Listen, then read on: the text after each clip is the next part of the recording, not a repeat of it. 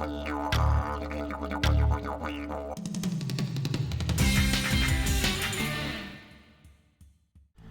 good evening, you darling thylacines, and welcome to Retro Tech Comms. I am your host Jacob of Retro Tech, and today we are playing more Ty, the Tasmanian Tiger for the PC. In the last episode, we completed Shipwrecks with a disappointing lack of Savanti and Kivon, and in this episode, we're still in the exact same situation. No co-commentators here, it's just me.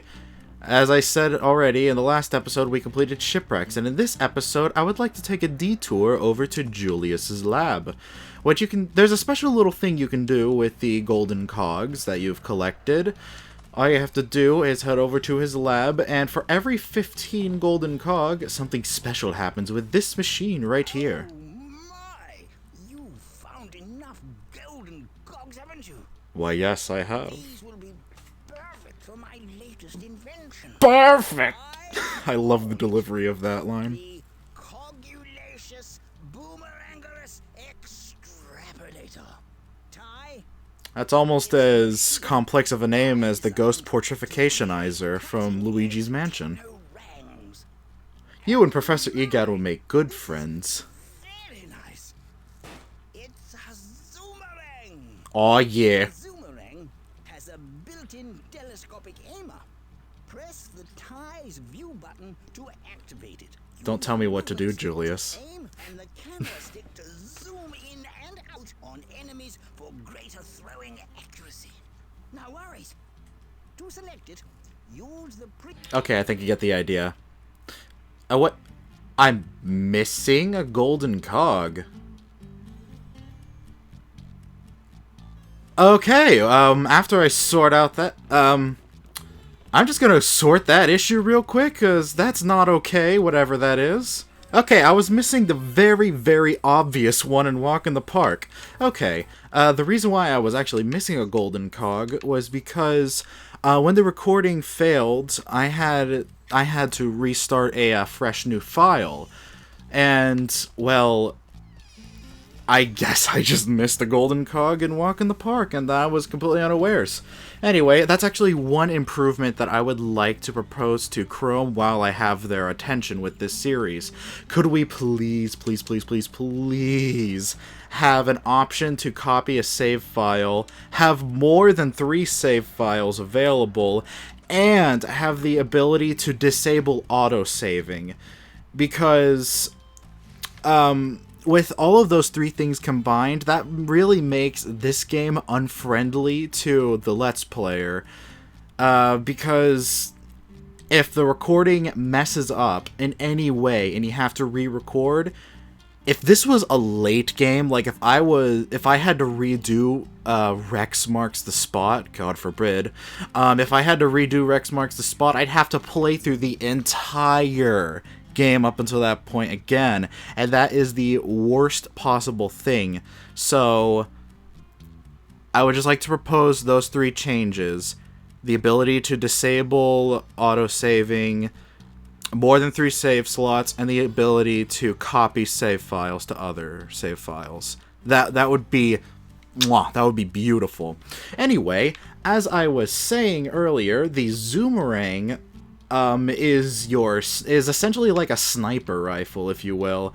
It allows you to zoom in on very far away objects, and if this is your kind of gameplay, to just throw a boomerang and just see it go all the way far out there, then the Zoomerang is definitely the one for you. I, however, never really use it too much, but the next boomerang that I'm going to get is much better than that.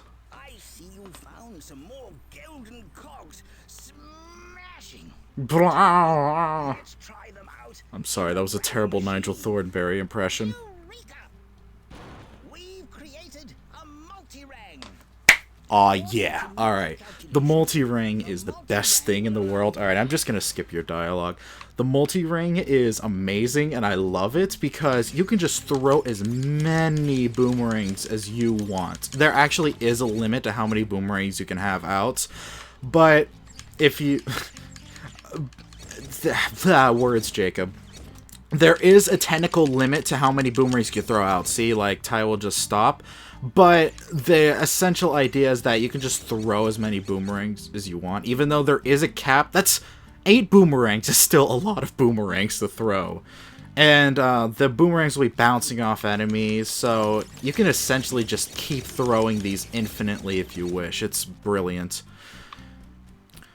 Alright, but that was all that I really wanted to show off of Julius's lab. Now to move on to the actual meat of this episode, Bull's Pen, which houses the boss of this area. So let's head back up and cash in our Thunder Eggs. One other thing that I would like to note about Julius's lab is that at any time, you can go there at any time you want and cash in your golden cogs for boomerangs, and you can also get updates on your progress on Thunder Eggs to unlock the next area boss.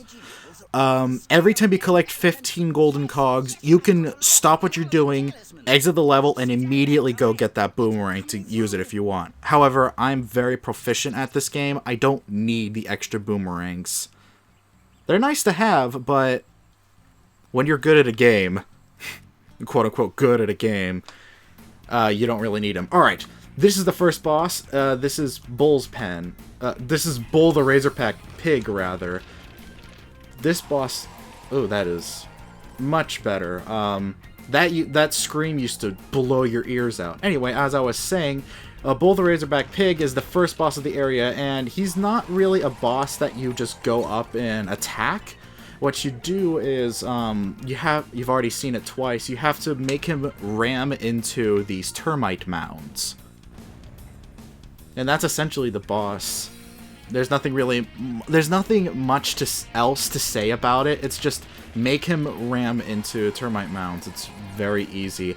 Although, this musical track by Mr. Stamatiades is amazing. I love this track. It's just... It's rockin'. It's so much fun to listen to. This is like ideal road trip songs. Oh lord, okay. Alright, with that attack, he starts throwing rocks at you. They're easy to avoid. Oh my. But that's really it. Fun fact, you can actually see the termites that are swarming all over him. Alright. Honestly, though, this boss is super easy. Like, he has that rock attack, and he has the wave attack right here. Or shockwave attack, rather. Which is like... Which is a basic attack that every single boss enemy seems to have. But, you know, I can't really complain. Alright, and you're done. Oh! Pushed me back, how dare you. Alright, with that, that is the end of Bull. We'll never see him again. I want to know where Ty is reaching. Like, oh, that is an unfortunate grass texture placement. That was unfortunate. Anyway, I want to know where on earth Ty was reaching into, because that was excessively uncomfortable looking for both parties. Don't tell me what to do.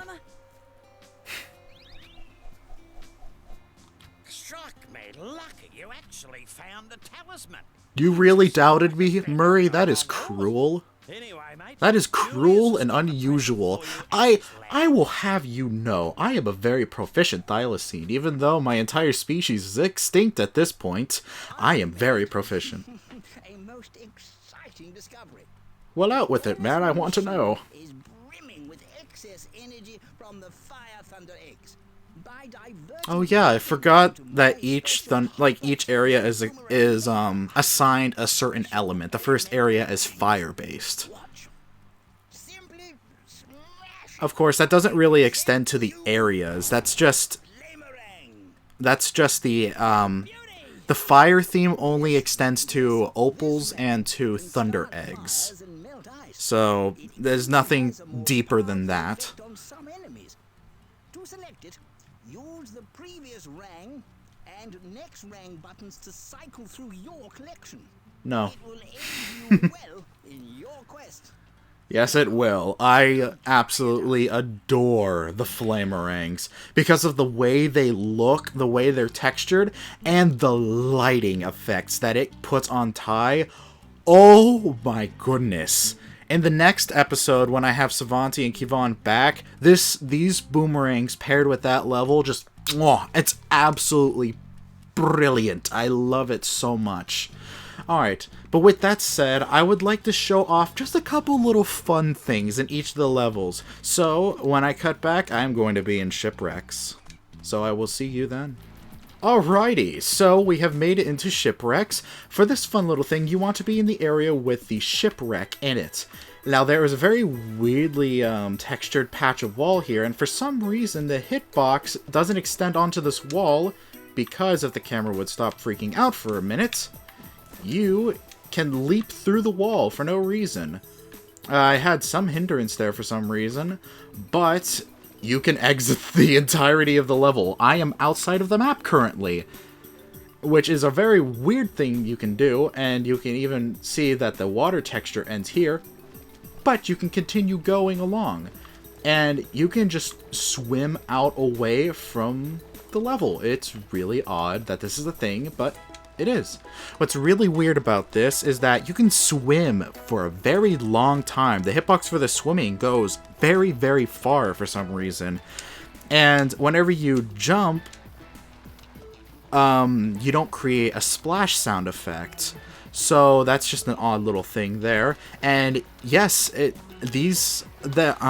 usually whenever an area is created, there's like a dome texture around the area to create the illusion of far-off objects. Oh, I have sunken through the water. Anyway, what's actually really interesting is that these islands, as you're seeing right now, are actually 3D models. These are actually done 3D. These are actual 3D morphed objects. I'm trying to say words and I can't. It's really weird that you can actually swim to these islands. It's quite bizarre. And what's even more bizarre is I don't know how these textures work, but usually when you look at the wrong side of a texture, it becomes transparent. That's not the case with this though. This texture you can see on both sides. It's very, very odd that this is a thing. But what's even more interesting than this is if you continue swimming outwards in this direction, you could reach the end of the hitbox and you will fall indefinitely, at which point you can't recover and you have to exit the level via the menu in order to get out of the situation. And because you're falling out of the world, there isn't a hitbox to register a death. So that's just the interesting thing. It's really, really weird. It's really weird seeing Danger Spike out in the distance like this. And yes, I've checked it. You can circle the entirety of the level if you want, which is very, very interesting. I'm not going to record footage of that, but believe me when I say that you could go around the entirety of the level, and it's super interesting to do so. And that's actually another thing that I would like to propose to Krome. I know it's very tempting, Krome, to want to patch out little glitches like this, but I really don't want this glitch to be patched out, because I went a decade and 2 years without knowing that this was a thing that you could do. So imagine my surprise when I learned this.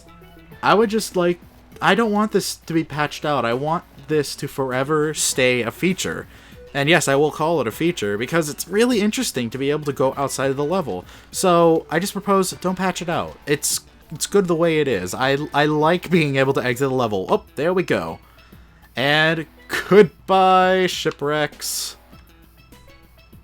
Yeah, and we're pretty much stuck with this for indefinite. I wish I could manipulate the camera to look upwards to see how far I'm falling, but yeah, this is really the end. Which leads me to another thing I'd like to show off. After you beat a boss of an area, a new portal appears, and that is a new portal. And that new portal is a portal to refight the boss if you so chose.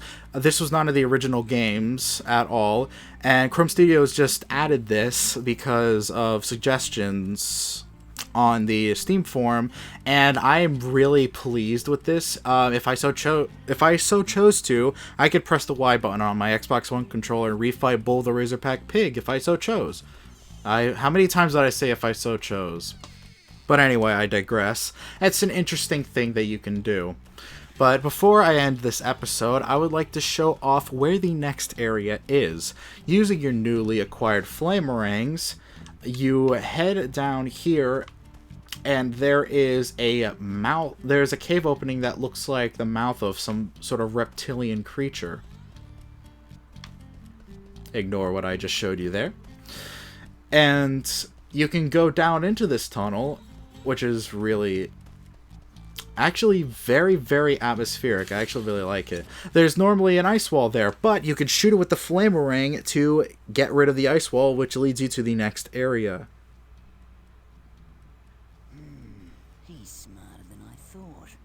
I question your voice direction, good sir. Honestly, that voice for that specific character has always confused me. It's just a very weird voice, and I'm glad that for future games they changed his voice. Alright, I'm just going to leap over the rainbow scale because I don't want to collect it now. And with that, this is the new area with 3 new levels. Bridge on the River Ty, Outback Safari, that was a hiccup, and Snow Worries. I'm sorry if this has come off unprofessional, but it's 4 a.m., my mind is fried, and I figured why not record Ty with that mindset.